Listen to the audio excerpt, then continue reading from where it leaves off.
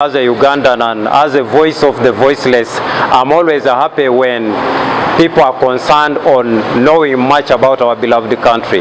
Number one, when you look at the Speaker of Parliament of Uganda, Honorable Anita Among, she's a very good leader. She's among those best leaders I've seen in Uganda. Because, for example, you cannot find, it's actually few leaders who bring development home. You go to Bukedia right now, you'll find a school there constructed by Honorable Anita Among. You'll find currently, I passed there, I saw even a stadium being constructed there. There are so many things that she has brought to our country.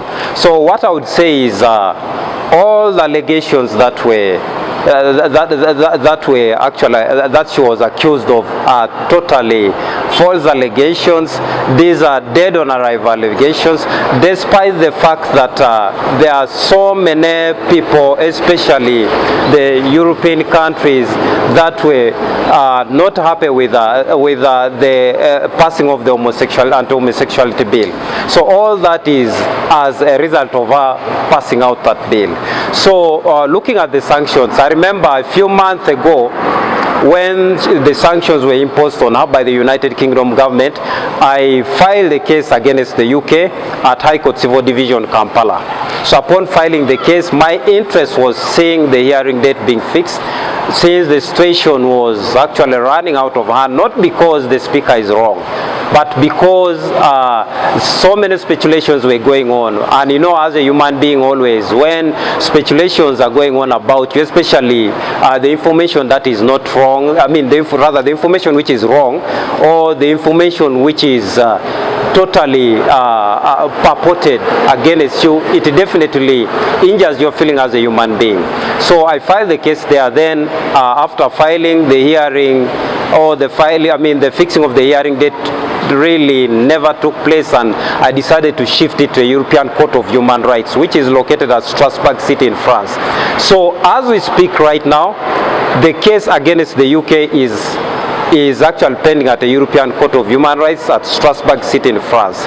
But still, nevertheless, when I filed that, after a few months, the US or United States of America also did the same thing that the United Kingdom had done against her. And of course, that is basically the sanctions. And you remember, in the beginning, I said that anything that is done against our Speaker, I will always be there to stand for the 48 million Ugandans fighting those ones who are fighting her, because I don't see anything wrong that she has done. Now, looking at the UK house that they had accused her to be owning, investigations took place and they found that there was no house there. So this definitely shows that it was a conspiracy. The United States of America and the UK conspired to create these purported allegations against her, despite the fact that they support the homosexuality, they support lesbianism, they support all things that the Bible is against. That's why all that happened. So right now, there is another case pending at High Court Civil Division, Kampala, against the United States of America, and I filed it on the 23rd of July. So as we speak right now, there are two cases. One case is at High Court Civil Division, Kampala, against the United States of America. Then the other one that had filed before this one is pending at the European Court of Human Rights. And as we speak right now, we are waiting for the European Court of Human Rights also to fix its hearing date. Then I'm sure, by virtue of this being a case under public interest litigation or a matter under public domain, I'm 100% sure that I will still update the public concerning that, because as you know very well, I stand as the voice of the voiceless Ugandans. So that's what I can say as per now. You know, the sanctions have been brought in because of the issues of corruption scandals in Uganda. Yes. And you have raised issues to do with the developments that the Speaker of Parliament is bringing in. So where did she get all this money from? You know, that is a question that I'm sure even a P1 or a nursery kid can answer. You're asking where did she get this money from? One, she's a member of Parliament. She earns salary. And I'm sure she planned with her salary. That's why she acquired all those assets. It is very clear. unless if she was jobless. That's when we would put so many question marks. But it's very clear that she's a member of parliament. She's a Speaker of Parliament of Uganda. So all what is, it actually depicts everything. Yes, so I don't see any corruption there. Has she also been doing some business around? Come again? Has she been doing some business? When it comes to her businesses, I would say one, there is a school in Bukedia, a very good school, and she has a very good standard. The students there usually perform well. So that is one of her business, and that is of course development. I'm happy that she built it in Teso, other than building it in Kampala. When you look at so many leaders of Teso, they don't bring development here. But when you consider our speaker, she looks at home first. You see, there's always a saying that east or west, home is the best. So the school is one of the business that she has. And there is also a nursing school still in Bukedia also.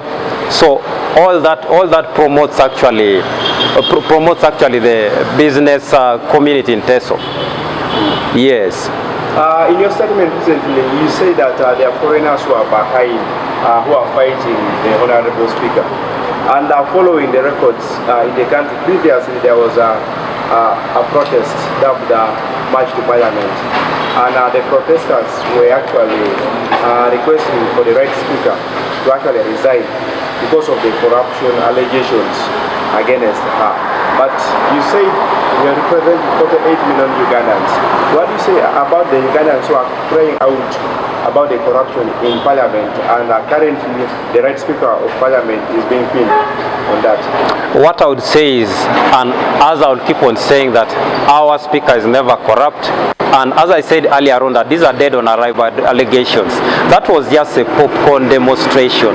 A demonstration that was actually planned earlier on. It was just a conspiracy by a few elements that are against her, a few elements who are jealousy of the progress that she has actually got in her entire life. That's what I can say. But in reality, there is no corruption. You carry out your personal investigation right now. I don't think whether you will find that she is corrupt. An example is when they cross-checked whether she has a house in the UK. They found there was no house. So that was a serious technical knockout for the United Kingdom or the European continent at large. In the country currently, you're the only lawyer who is representing the Speaker of Parliament. Is there anyone behind you? As far as my action is concerned, I think even the public has been observing from day one. So when it comes to the legal action, I'm the only one who is doing that currently. So there is no other person who is doing that with me. And I'm doing this for the love that I have for my country, Uganda. I'm doing this for the love that I have for her, despite the fact that she's a very innovative person. She's someone who looks at development. She's a caring person. She's not a mean person. She's a person who loves all the Ugandans. She's not segregative. She loves all the Ugandans. Neither does she consider only the Itesots or maybe the Bagandas, but she looks at all the tribes in our entire country. So she serves as the Speaker of Uganda, not the Speaker of Teso. In your statement, you said she's an awarding person and not segregative. Is there an award that you're looking after while representing the right Speaker of Parliament? Is there something you're looking for? As far as public interest litigation is concerned, on Article 50, Clause 1 and 2 of the Ugandan 1995 Constitution, I don't think whether I'm doing this with an intent of getting an award for her, but I'm doing this with the intent of protecting Uganda and even protecting her integrity.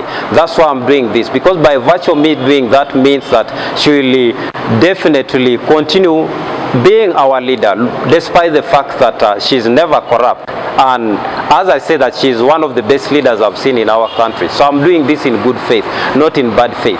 So are you going to say that the other lawyers are not doing the right thing to come out to defend the Speaker, and you're the chosen one to come and defend her? My doing this, I think, was I think it was God's direction. So when it comes to other lawyers, that was their choice. It was not a command that every lawyer had to come and do this.